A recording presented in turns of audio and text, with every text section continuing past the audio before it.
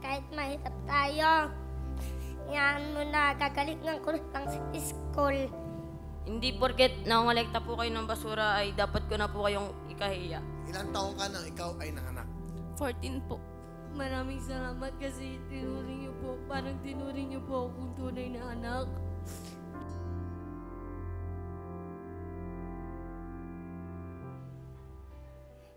Birthday ko po kasi ng October 8, wala po kaming handa.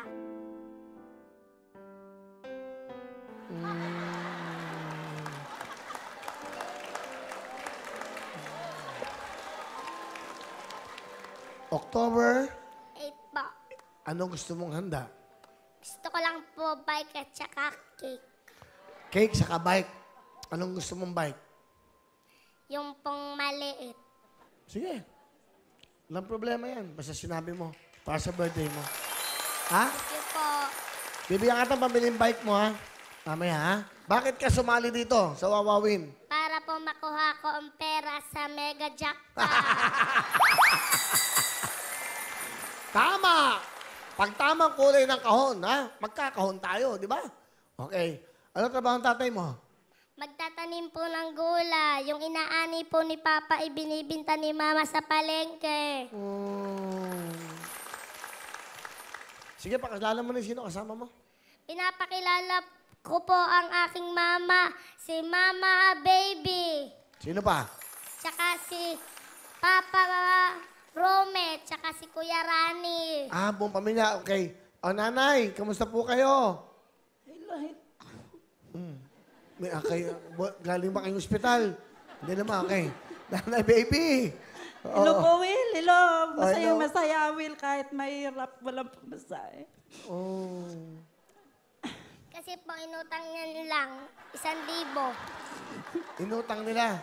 1,000. Kanino? Kay Ninang Sally po. O, pasalamatan mo Ninang Sally.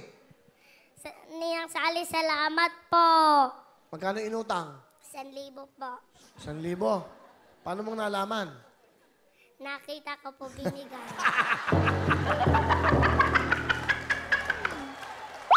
Ano po gusto sabihin sa inyo pong anak? Will, kahit kasi wala kaming pamasahe, sabi kasi niya, Mama, nagtawag na po si Willie, Mama, na 7 taon po, hindi po tayo natawag nung birthday ko na October 8. Yun nga pong gustong-gusto niyang sumama. Sabi, Mama, huwag na lang po kayong sumama. Ako na lang po ang pupunta sa Channel 7 kasi ipapahatid lang po ako ng pulis, sasakay ako sa bus. Makakatipid tayo. Ako po'y sasali, mananalo po ako doon, Mama. Sabi naman po ng kanyang ama, abay anak, kung mawala ka doon. Abay, Papa, hindi po. Alam ko po ang number natin. Alam ko po ang pangalan mo at pangalan po ng mga kamag-anak mo sa Balite. Kaya ako po'y pupunta doon. Kayang-kaya ko pong pumunta. Yun po, sabi niya. Bakit mo naisip yun? Para po magkapera kami. Mahirap lang ba ang buhay nyo? Lalakad po namin sa school, 2 kilometro po.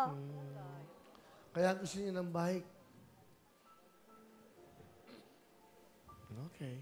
Ano gusto niyo sabihin sa kanya? Anak, sobrang bait mo. Kahit kami ni Papa mo'y nagkaedad na ng ganito, ngayon lang kami nakatagpo ng anak na tulad mong napakabuti, napakabait. Habang nagtatanim kami sa halaman sa bukid, ikaw nagdadala ng kape. Kaya malaking kaligayahan namin kahit ikay maliit pang ganyan, matuto ka na sa buhay. Minsan po, Kuya Will, naghahain na po yan ng kanin. May kaping barako, kakain lang po ng kanya. Papasok sa school, kahit wala pong baon. Sapat na po sa kanya iyon, basta sunduin lang po namin. Kasi hirap naman pong lumakad nga po, nakabuta po. Kasi siyempre, putik po ang daan. Kaya kinakaon. Ang laki pong biyaya, Kuya Will, bukod sa magaling siya sa pagkanta, magaling din po sa school. Napakatalino po. Kaya malaking biyaya po sa amin si Enel. Si tatay po, Tatay Rani, may gusto ba kayo sabihin sa inyong anak? Hello, anak.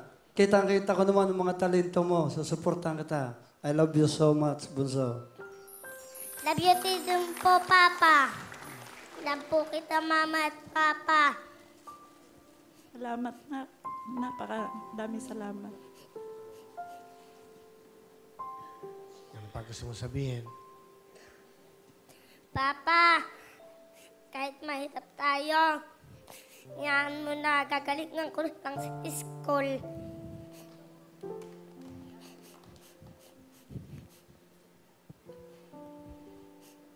Si kuya mo. Ano gusto mo sabihin kay kuya mo?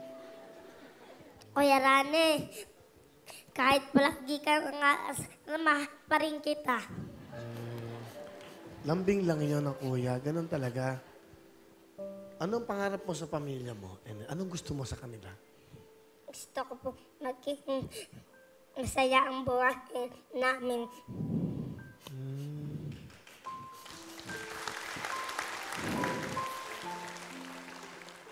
Okay, tanong ko, Chin. Ilang taong ka nang ikaw ay nanganak?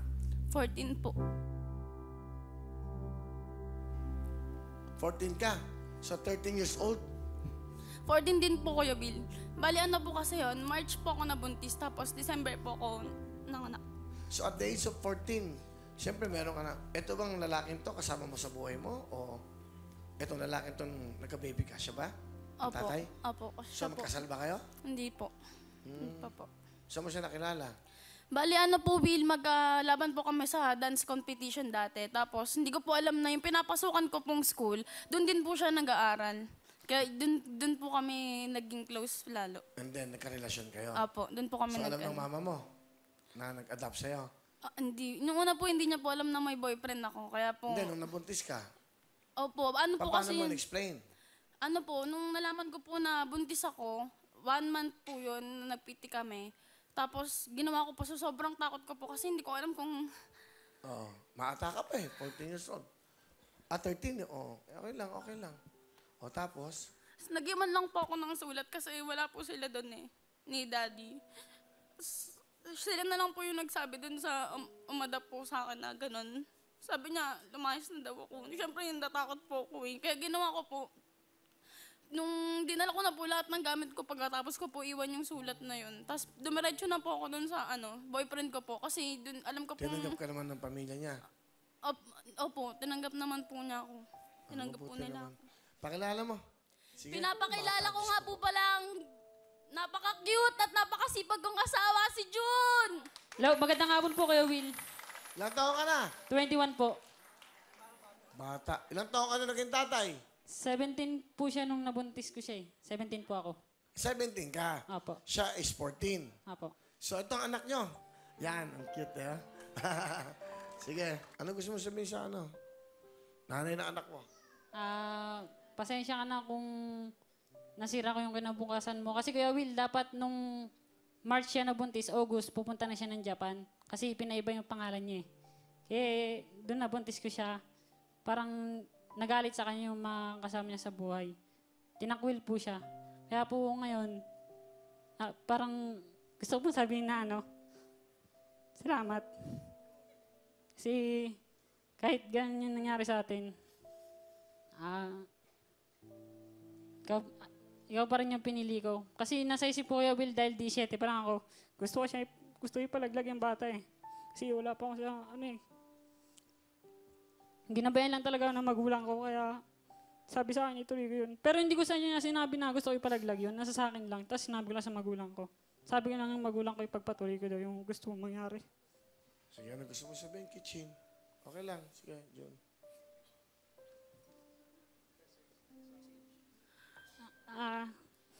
Kahit na mahirap lang tayo, tuloy pa rin ang buhay kasi ito na yung sinimulan natin eh. Kaya tatapusin natin ito na masaya. Mahal na mahal kita.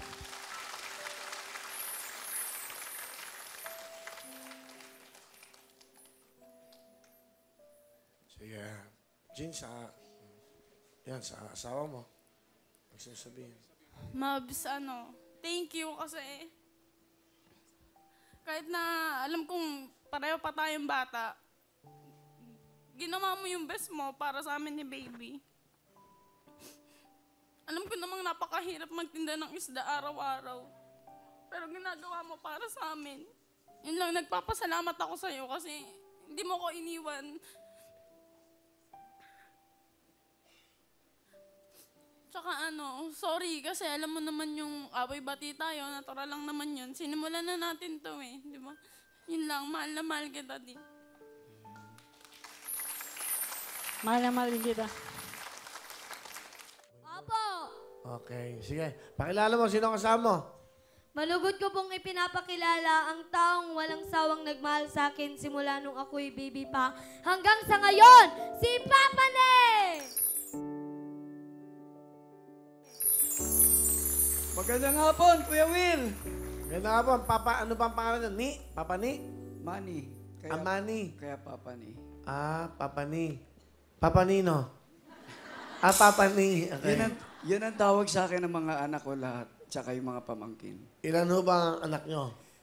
Si Muy Muy po, ampun po namin binigay ng nanay niya sa amin dahil namatay ang tatay niya nung bagyong Undoy. Hindi kaya ng nanay niyang palaking sila. Dalawang baling anak ang naibigay sa akin. Yung bunso at saka siya, pangatlo. Kinupkup nyo si Moy Moy sa kayong kapatid, ha? Anong gusto nyo sabihin, no, kay Moy Moy? Be, Papa,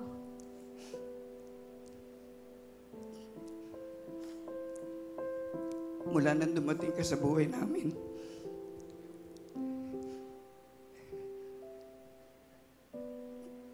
naging masaya ang pamilya.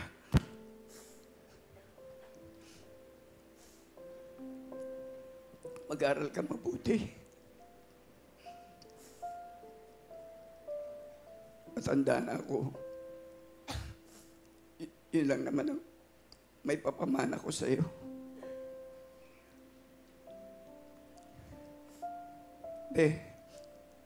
Mahal na mahal kita. I love you, Papa.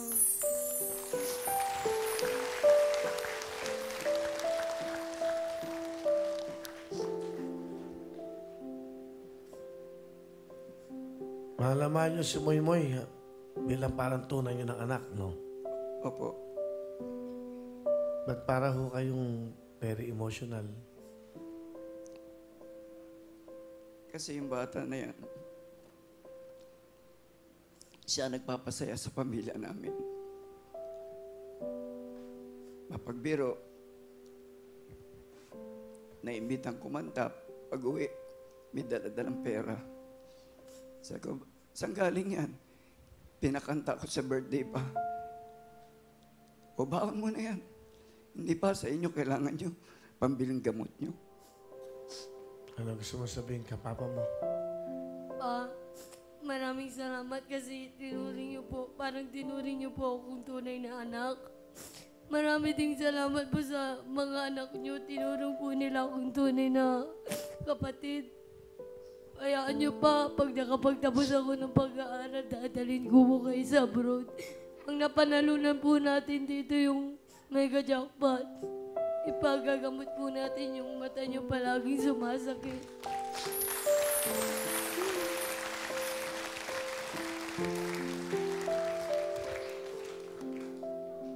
Ano trabaho ang tatay mo?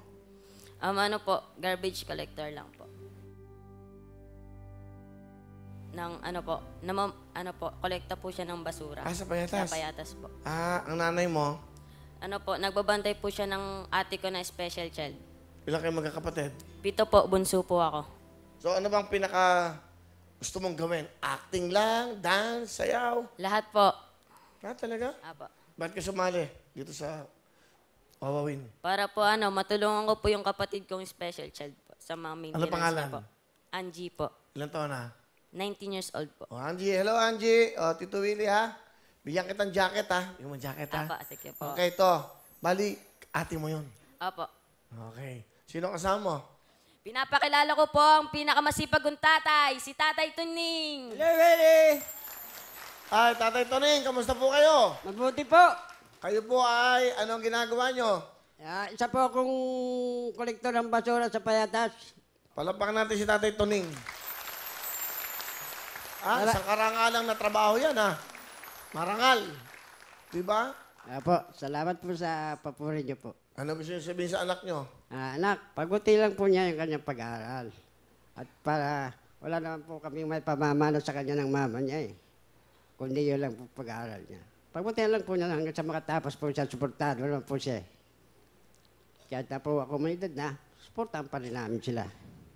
Yun lang po masasabi ko sa iyo. Nak, I love you. Pa,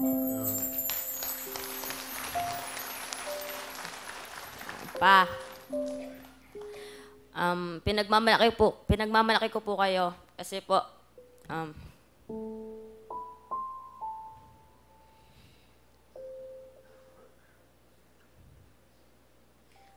ano po,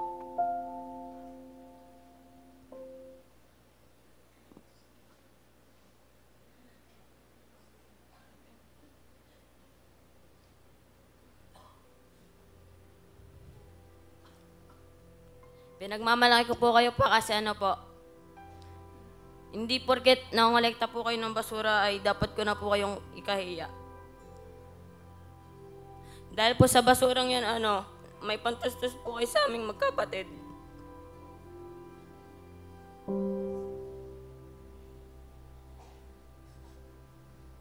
Mahal na mahal po kita pa.